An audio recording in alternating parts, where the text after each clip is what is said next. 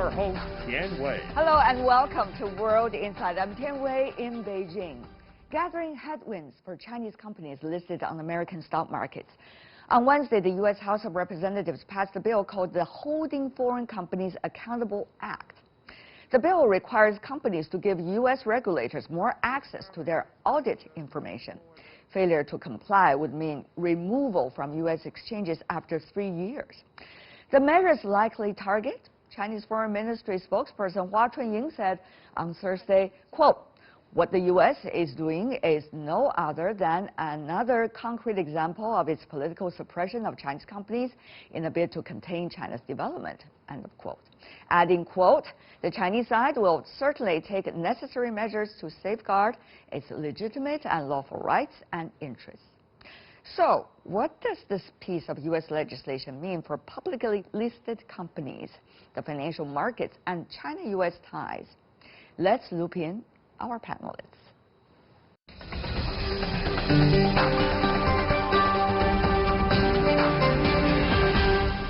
For more on the U.S. HFC Accountable Act, we are joined in New York City. Anthony Chen, former J.P. Morgan Chase chief economist.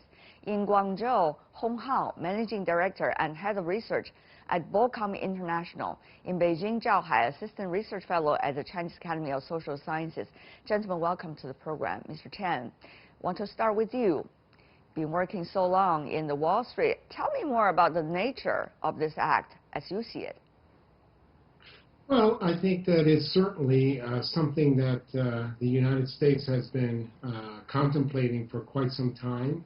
What they really want on a bipartisan fashion is to be able to get the same information out of Chinese companies that they get out of U.S. companies to sort of provide that information for investors. I realize that we are in a politically tense moment, and certainly these kinds of things appear to be troublesome. But my hope and expectation is that over time, both countries can come to some sort of a compromise to provide more information, but at the same time maintain the sovereignty of both countries. So, Mr. Hong, will Chinese companies comply? The Chinese companies listed in the U.S. are probably in a bit of bind here, in the sense that, if they want to continue to be listed in the U.S., they have to comply with the U.S. law. But then, because they are Chinese companies, they also have to comply with the Chinese law as well. It's very similar to the TikTok situation where, the U.S. government, Trump, ordered them to sell to Oracle. But then I think, the Chinese has a technology exporting technology law, to forbid sensitive technology to be, sold to foreign entities. So I think, it's a tricky situation. But I think, for Chinese companies, many of them, especially the leading ones, have been preparing for contingencies such as this. So I don't think, too many people would caught by surprise. For example, early this year, back in April, this legislation has passed the Republican Senate. So now, it's the House that is passing it. It's reaching to the desk of Trump. So I wouldn't be surprised to see, more and more Chinese companies, instead of choose to get listed in the U.S., they will come back to Hong Kong or maybe even to the Asia market to get listed. Right. But on the other hand, how should we see the nature of this act at this critical moment, Mr. Hong, from the Chinese perspective? And now we all know this is already, pretty much we know who is going to be in the White House by January the 20th. And also we know that there are issues that the current administration might not necessarily agree with the incoming presidency. And yet, at the end of the term, the current administration put out something like this. Is this setting the stage for the incoming administration in terms of how they will have to deal with China? Or this is quite an interesting development that seems to be bipartisan, including setting a good foundation, quote unquote, for negotiation for the incoming administration? Your thoughts? Well, Yeah, I think, the rivalry between the two countries, is on course, because, the status of the Chinese economic cloud is challenging, the status quo of the U.S.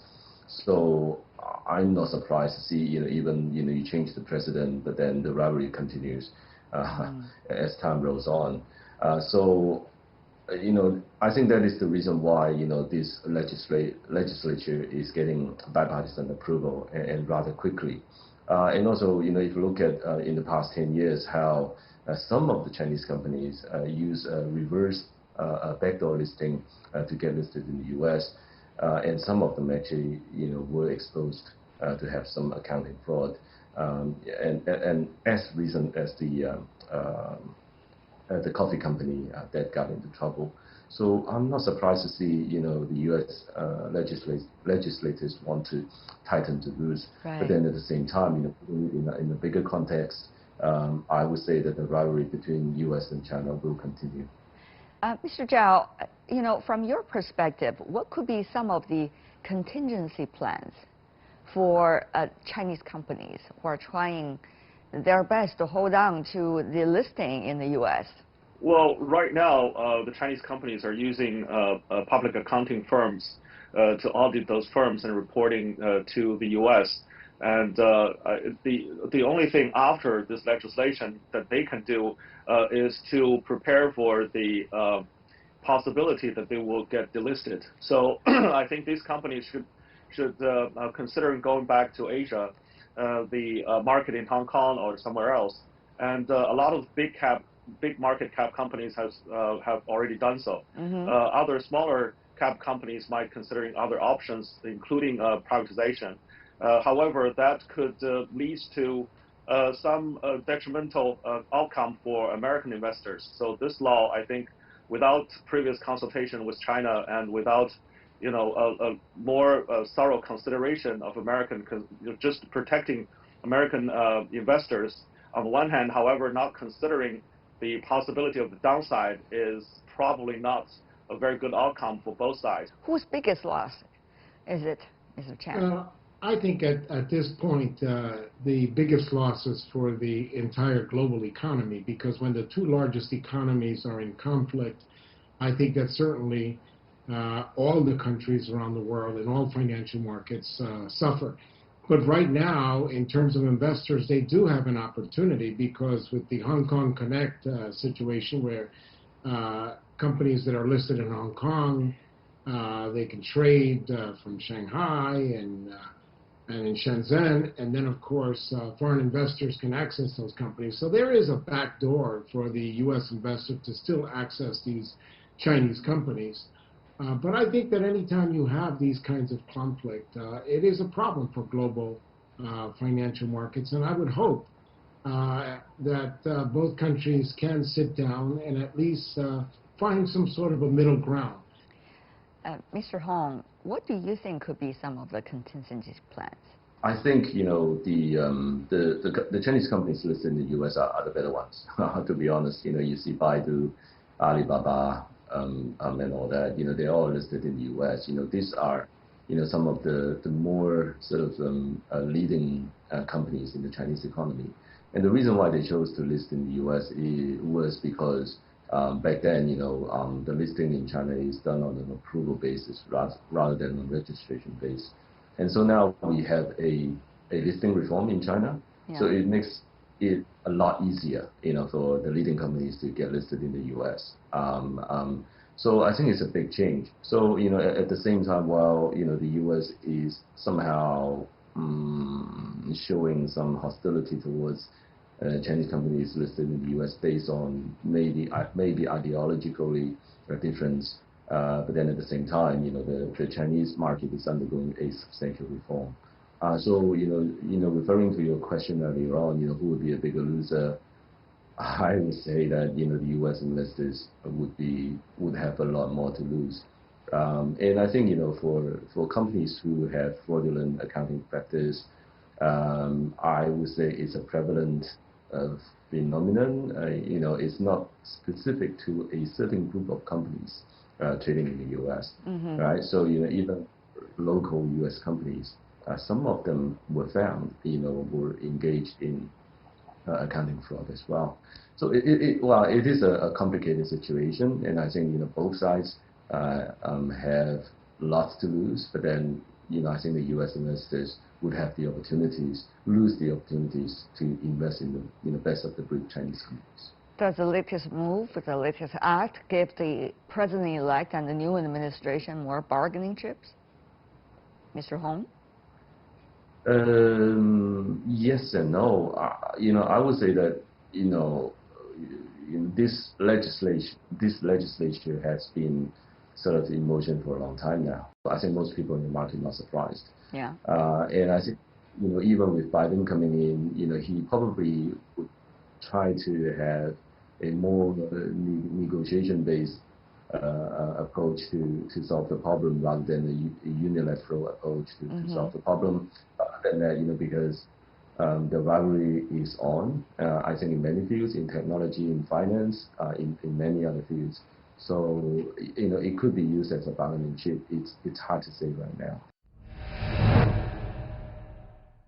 It's hard to say at this moment, but if you look at the overall picture, we talk particularly of some of the tech-related companies, Baidu, Alibaba, Tencent. The fate of these companies are actually quite interesting these days, together with their counterparts in the U.S. as well.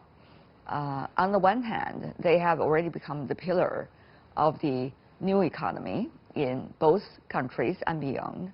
On the other hand, they have also become the target of anti-monopoly legislations and also discussions back in their own economies, and certainly probably in foreign markets as well.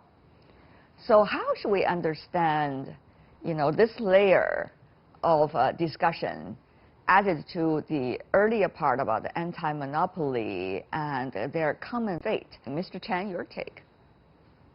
Well, my take is that if you look at history in the United States or even globally, you'll find that when a industry is in its early days, you generally see that they can grow in almost an uncontrolled fashion. But over time, as any industry starts to mature and you get that monopoly power, you usually get that result. In the United States, of course, we saw that with oil companies about 100 years ago. During my lifetime, we saw it with Microsoft.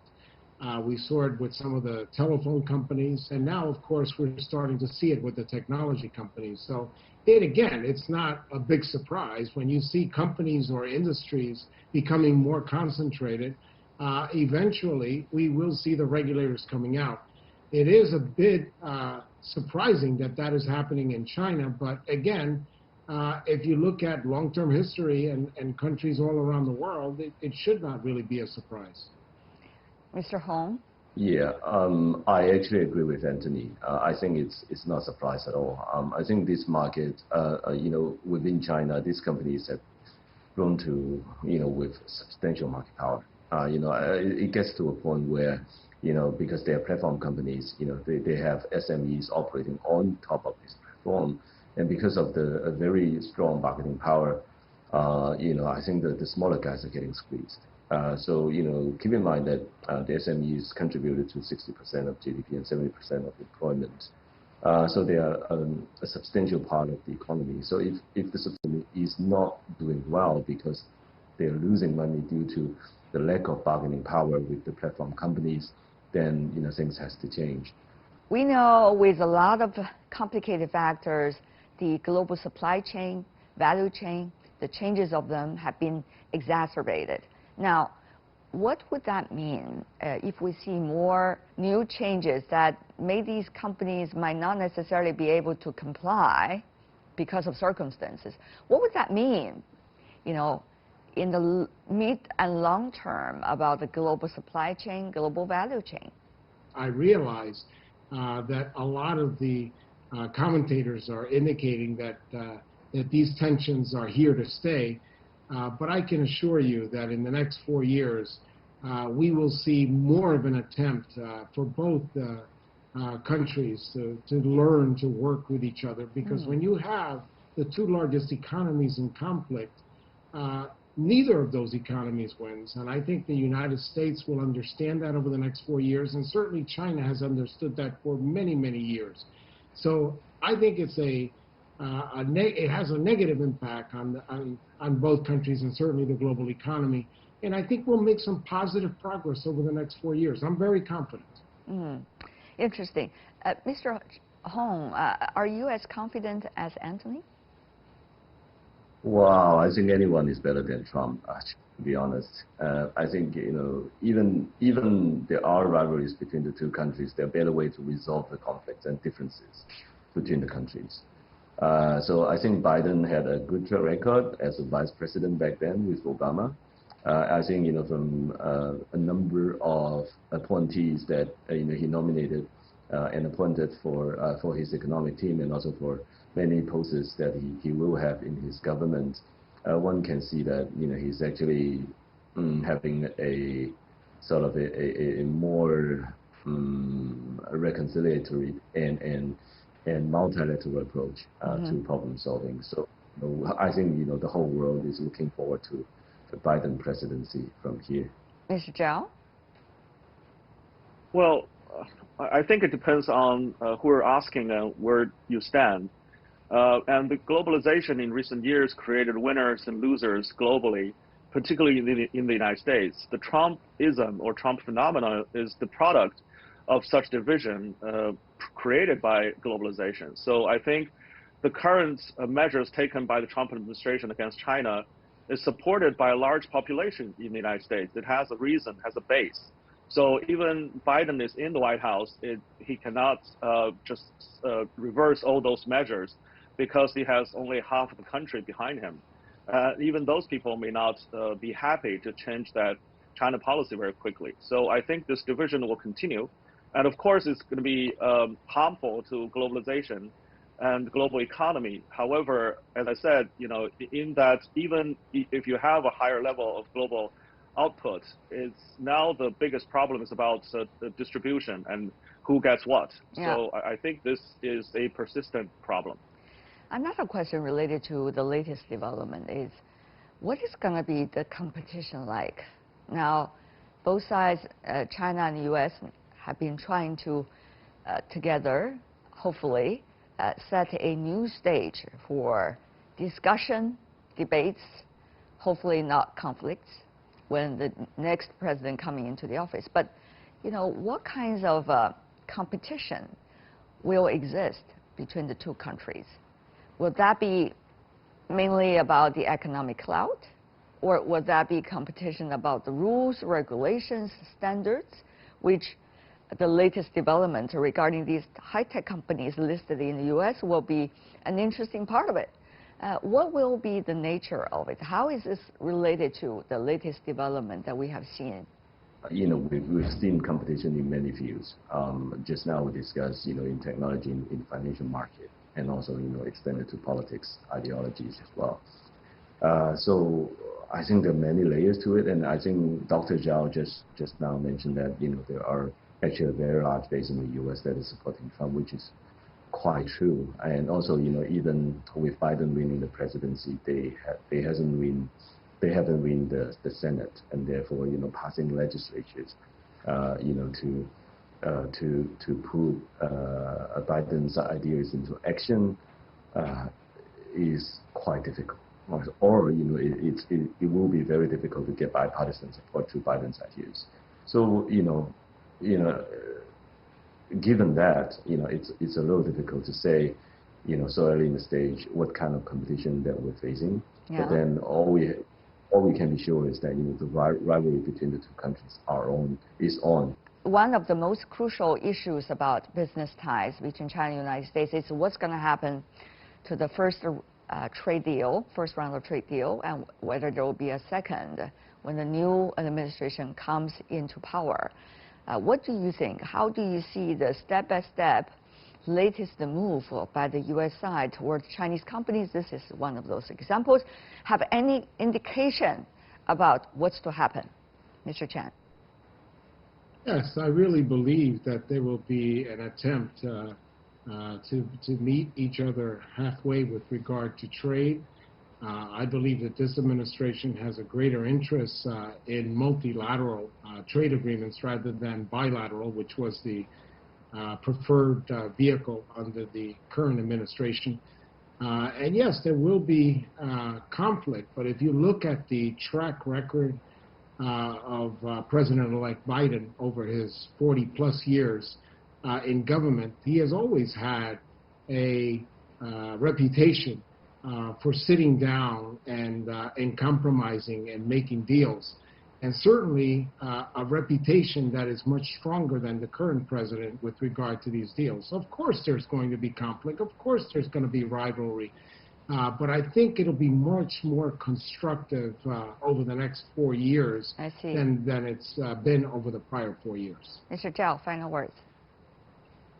Well, I think multilateral approach would definitely be taken by the Biden administration, but still, I think bilateral negotiation will still be the top priority in terms of trade and economic issues. So I think at this point, it's very important for both sides to have capable economic teams to lead and to negotiate in good faith. A lot of interesting developments, certainly, as we witness over the past 4 years, and I'm sure more to come. Thank you so much for your insights, Anthony Chen, Hong Hao, Zhao Hai. Really appreciate it.